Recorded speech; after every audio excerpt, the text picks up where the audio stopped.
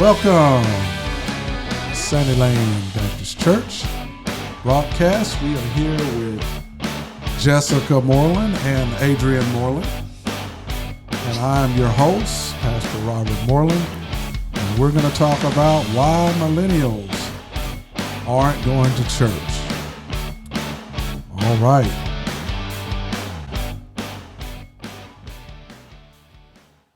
Okay, we know that there has been a sort of an exodus of the church from millennials, and we're just here to talk about why that is. So, Jessica, being really the only millennial on the panel. I'm not a millennial. What are you, X? I'm Gen Z. Gen Z? Yeah. All right, well, let's throw Gen Z in on that, right? So, as a Gen Z, what's the Z stand for anyway? That's a great question. I have no idea. I know the generation after me is like Generation Alpha or something. Theirs is weird. Okay. But me, I know I'm a Gen Z. So we're going to the Greek. It's because you get Z. I don't know. Yeah. Anyway. I guess so. So what do you think? Why don't Gen Zers, I don't know if that's a word or not, but why don't Gen Z youngsters Sure. attend church? I think the easy surface answer would just be that we're lazy. It's true. We don't want to have a difficult job. We want to scrape by if we can. Mm-hmm. But I think really the issue is that our introduction to the internet was so early. And I think, I don't know, we got a hold of a lot of stuff probably too young. So, you know, it could be just a whole thing, a bunch of stuff. It was too early. Like, we could look up at maybe like age 10, like, is God real? And read like different articles and different opinion pieces about it. Mm-hmm. And like, it really shapes our thinking, I think. And then along with that technology, I feel like a lot of us feel like we can just, I don't know, watch something like on our phones real quick and get the same thing out of it.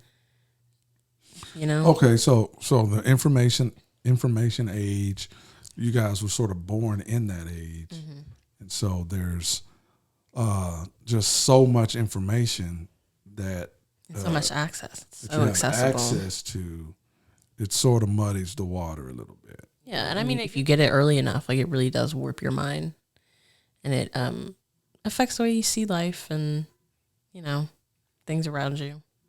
I mean, I'm addicted to my phone to this day. You know, I'm very well aware that I'm addicted to it.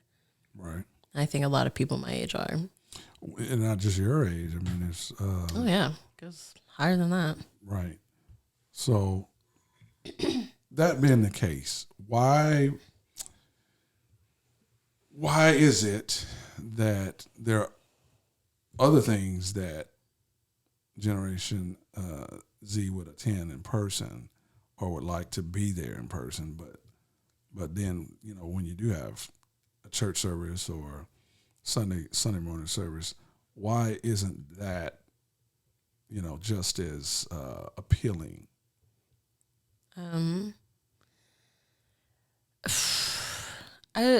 I mean, could it be that, you know, maybe people have become more casual in their approach to things? Yeah, sure. I think a lot of it is kind of ties into just technology, honestly. Like, I think we are used to being entertained so quickly. Like, the amount of dopamine like we receive, like, just scrolling on like a social media app, like say TikTok, for example. Like, you see something and you get bored, you can swipe. Right. And you go to something else until you find something interesting. And I think if you very short attention span. Exactly. Like, if you sit down for like an hour and try and listen and you aren't being entertained every second, you know, oh, well, I can go home, lay in my bed. And so how does that work with like schoolwork? Like, if you go to a class, you know, most Now, you know, depending on, I guess, the professor, it's not entertaining, right? It's I think with that, at least for me, the difference there is that you're being graded. You know, like your degree depends on you paying attention to that. Like if you don't pay attention, you don't get a good grade, and if you don't get a good grade, you fail. And there's no way really to gauge like spiritual growth in a church. Like there's no grade. Yeah, like nobody's gonna sit you down and say like, "Oh, you got a 90," or "Hey, you got an 85." And then here's where you need to improve. Right, and then there's no like ultimate in 4 years I get this. Right. Yeah. Degree. It's a lifelong thing. Mm-hmm. There's no end to it. Right. So the value is not seen. Yeah, I guess so. I'd say that plays a very important role. I will also say that the consequences aren't seen as well. So, well, I think the consequences are seen but not recognized. Yeah. For what they are. I also think, which is, I guess what I was trying to say earlier, I maybe didn't say it or articulate it properly, but like, because of the internet, like you can be introduced to like absolutely anything, you know? Yeah. Like you can. And I think that's where it's important to have some solid like biblical teaching that will help people navigate through that, to know, you know, I shouldn't be watching this. Right. Right. This is not good for me, spiritually speaking. Right. So this is going to sort of warp the way I should be thinking. What if I watch this? So I think that's where like you're saying, you know, the evidence or the how did you say that? I just said the consequences. Yeah, the consequences. You know, you don't readily see the reason why. How can I put it? The reason why my morals have degraded is because I haven't been attending church regularly. I haven't been reading my Bible and have my devotion regularly. So my morals have degraded, but I don't recognize that it's correlated, right? So I don't know. I don't know how to actually provide that way for people, for young people to actually see it or recognize that. I don't know. I think y'all probably smart enough to recognize it though. We're stubborn though. We really are. If we feel like we know what's right, or we know something is the way like it is, like we don't really want to be swayed on that too much. It's like, I don't know. So it's like it sort of hinders your independence, I guess, your independent thought. Is that what you're saying? Yeah, maybe. I think a lot of it also comes with a little bit of lack of respect, like for other generations. Like we don't necessarily look at generations older than us, and we're like, I don't know, like we just don't respect them as well as we should. Okay, anyway. No, I guess, you know, I don't know why would there be this. I think that's pretty much common though. Yeah. From one generation to other, you know, you feel like your parents are outdated, aren't hip to what's, you know, to the times. Right. So I think it's pretty interesting though that the younger generation wants you to respect how they are without giving that in return. So they want you to understand that I'm a new generation, you know, and see me for, you know, who I am today, without offering the same thing to somebody that's a little bit older. Okay, so there's like this, yeah, that's not that mutual respect. Respect me that I'm growing. I'm an adult. Respect that, but then you're saying it's not reciprocal. It's not like, you know, you don't get the same respect that I'm older and I've been there before. Things really are different, but they're the same. You know, right. It's the same sort of. It just repeats from generation to generation. The parent or the grandparent just looks so outdated and they don't know, but the parent used to say the same thing about the grandparent. So it's common. Yeah. So maybe that's not seen either. Yeah, very true. Okay. I just think it's the maturity level. I think that's once you get older enough or you've experienced enough that you can start to appreciate the differences. I just think that there's just a period of transitioning from child to adult that the child is more focused on becoming an adult and adulting than they are actually, appreciating that moment. So because it is a transitional period, I'm just seeing it. You see people that has been raised in church their whole entire life, and soon as they get to that age of 18, they're like, I'm done. I don't want to go back. But then you realize that those same people come back to the church later on. Well, train up a child in the way they should go. And when they get old, they won't depart from it. Yeah, sometimes that it comes later, But I think also whenever, a young person wants to make decisions and grow in adulthood, what they don't want is the extra responsibility that sort of comes with that, right? So that's, paying your own bills and your own rent or your, or just life itself, having to deal with certain circumstances. I think, Jessica, you and I, we talked about that how a lot of people, younger people, suicide is like something that they're thinking. They have an issue in life and they just jump straight to, okay, it's the end. It's just a part of life. You have to toughen up with it, and you got to keep on moving. And that's just what being a part of an adult is. And I just think during that transitional period, a lot of times, they don't get that part of it. Yeah, right. Go ahead.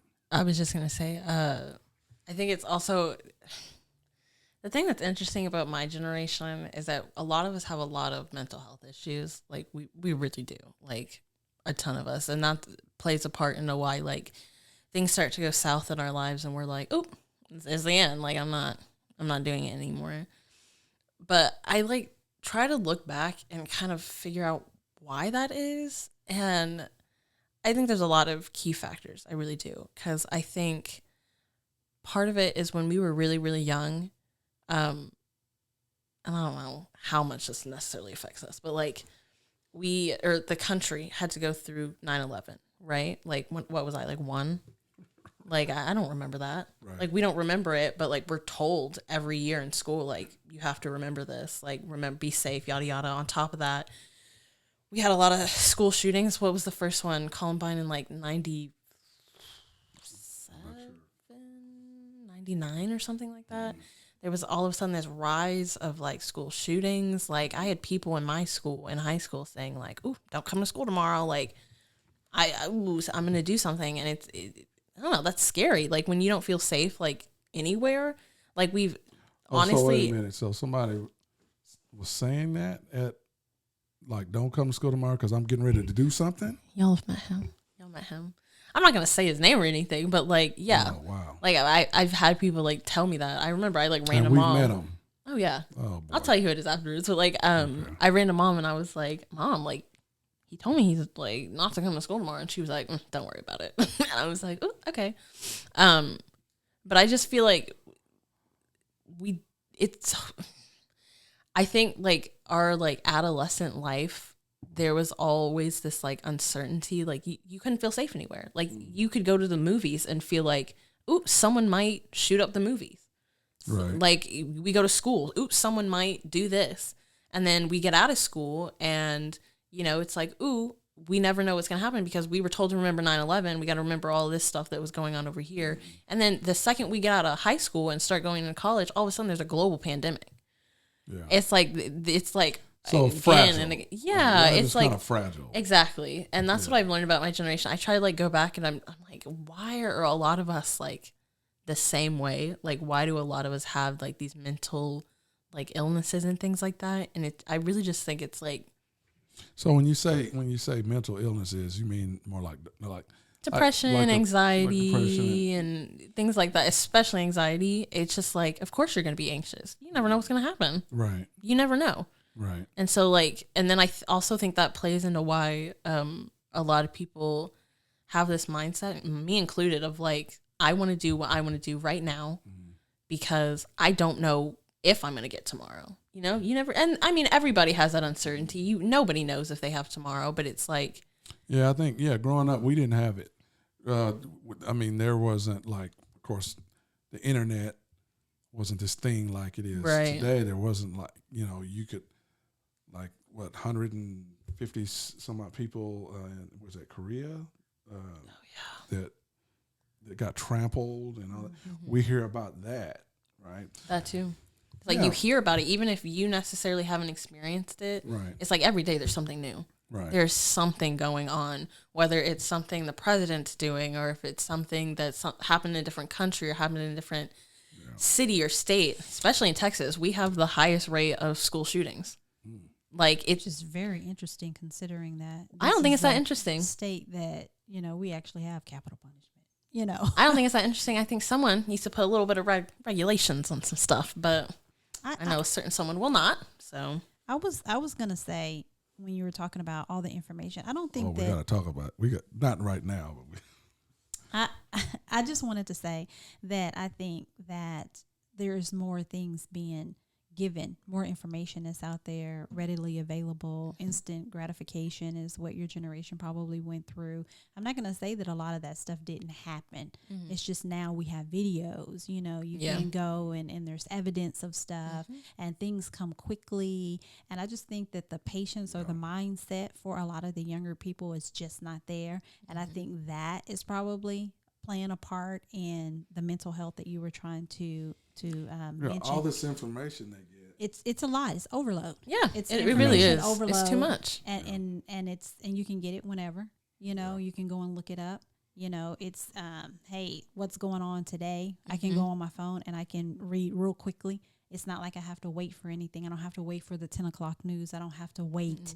It's like there. I can get it right now. Yep. Yeah. And I think that brings us back into the church as well. I don't have to get dressed up. Nope. You said that the younger generation is a little bit on the lazier side. They can just turn on the TV. They can roll over. The whole world is actually changing. Even corporate America is now allowing people to work from home. Even if they don't allow it 100% of the time, they do the 50% where you work from home, because now they're coming into a group of people that are now saying, hey, I think Sam said that our generation didn't really value. I don't think that we didn't really value who we were. I just think that the opportunities weren't there. He was like, didn't value our own time, like our own private time. So we go and work for people, or we go and stay at jobs for 30 years, and we didn't really value what we had as, but I just think that the times were different. Yeah, it's different. And there you was just this dealt with what you was dealt with. There was a sense of loyalty to a job. Like you would think, I might retire. You get a job and you're looking at retirement and staying on one job for, pretty much your whole career. We don't see it that way. No. We're on job hop. We're going to get wherever we can get the most money. That's where we're going. Right. So the mindset is a little bit different. So, I don't know. I think the cushion is too, Robert. I think that the younger generation has more cushion than we had. They can fall back on their parents if, and it is true. They saying now that the average age of someone moving out the house is like 30s. And I'm like, 30s? Ooh, that's high. Like really that's crazy. Right. That's really crazy.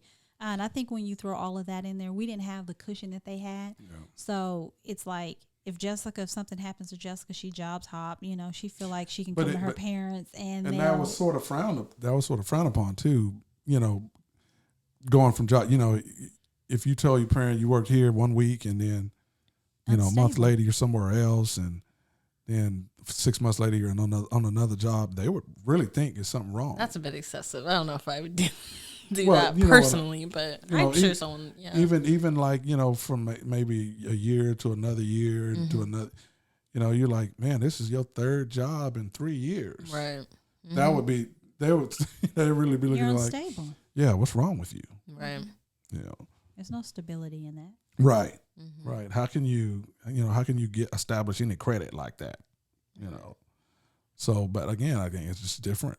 No, but things are moving in that area. I mean, where we used to work for a company forever, because there's a pension now, they don't even do that anymore. A lot of companies is cutting the pension, and they throwing in a 401k, because 401k is more flexible. You can move 401k from job to job, right? Because they know that this is the direction that we're moving into. Mm-hmm. And I'm not going to say all of it's bad, because I really like the 50-50. So, well, I personally believe that corporations need to look at that and go, okay, we do need to somehow establish, some type of camaraderie between, fellow employees. But at the same time, you do have people that work better working from home, right? And then you have some that would prefer to go in. So I think there needs to be, to recognize that, and then sort of give people the flexibility to choose. Right. So, I don't know. It's a great way to save some money. Stop paying that building off. Well, yeah, the gas to get to work, the stress involved, driving through traffic every day. I mean, that wears people down. Yeah. And if they have an option not to have to do that, a lot of people will actually take a pay cut to get that. Oh, yeah. Yeah. See? I would. Yeah. Gas money I'm saving. Yeah. I think a lot of young people, that's how they feel. Right. Yeah. Even though they say, like saying we value our time, but it's more so, you come into a time where that is available. Mm-hmm. Unfortunately, by way of COVID, that sort of came into play. Mm-hmm. But it's sort of, kind of, I don't know, expedited it. I think it was already going to be that way, but I think it's sort of, COVID kind of expedited that along. Had to make people work during COVID. Yeah. Yeah. Make them do it from home. I was also going to just throw this last thing in with the corporate, because I really want to get back to biblical and Bible. But I just wanted to say that now they're starting to do everything on the front end. So far, your generation, our generation, Robert, we looked at retirement. Now they're looking at getting bonuses at the beginning of your, you get this bonus just to join my company, but you're going to have to commit to at least 2 years. Yeah. We'll pay for your education, but you're going to have to commit to a certain amount of time. And I think that's how they're holding on to some of the people, for a short period of time. So I just wanted to throw that out there. That's a good point. Anything else, Jessica, before we sort of wrap this up? I don't believe so. I think initially we started off why Generation X or Generation Z and millennials, X, we can throw X in there too, is moving away from the church. So I didn't know if we wanted to just kind of circle back there and just kind of bring it full circle.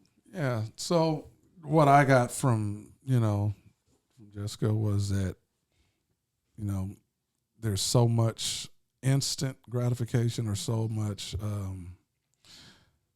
to actually go into a church service, and this is not for everybody. Some people value that, even youngsters, but a lot of them don't see it anymore. They don't see the value of actually being personally in a church service. But the phone, right? They can, look at a phone devotional or watch a church service online, and then they feel like, well, I got my, check the box. Yeah, I checked the box. I got my, and I just don't. I don't know. Personally, I just don't think you fully get. You don't get to exercise your gift that God has given you. God's given us gifts to help the body of Christ, and so it's hard to do that when you're sitting at home, right? You need to be at church to do that for the most part. What do you think about that? No, I think you're right. I just think if it's not in your regular routine, you're not going to go. Like, it's kind of like going to the gym. Like, you can go to the gym every day for a week, but if you don't keep going to the gym, you're not going to see any results. I think I used that analogy in a sermon. Sure. Yeah, where just watching somebody work out doesn't do anything. It's not going to do anything. Yeah. You kind of actually have to get Or like out there even and- watching like an at-home workout video and like barely doing anything, like Really? you're not going to see the results that you're seeing on the screen, Right. Because you're not putting in the work that it requires to get those results. Yeah, and that's what I heard somebody say that going to the gym. If you go to the gym, you might not want to work out, but if you go and you're around people that are working out, you get encouraged to work out. So you might not, if you could get to the gym, right? So if you could get to church, things could start to change in your life if you just got there. It's different in person. Anyway, I think that's awesome. I think that was a good analogy to kind of bring it to the understanding, at least for people that don't really understand the benefits that they can get from church, by correlating it to working out and physical strength as well as you can grow spiritually. All right. Well, hey, I think we're going to wrap it up right there. I enjoyed the conversation. Hopefully, those that are going to watch will get something out of it. And y'all pray for us. We're going to be trying to put these out a little bit more regular. And, hopefully it'll be edify the body of Christ. Amen.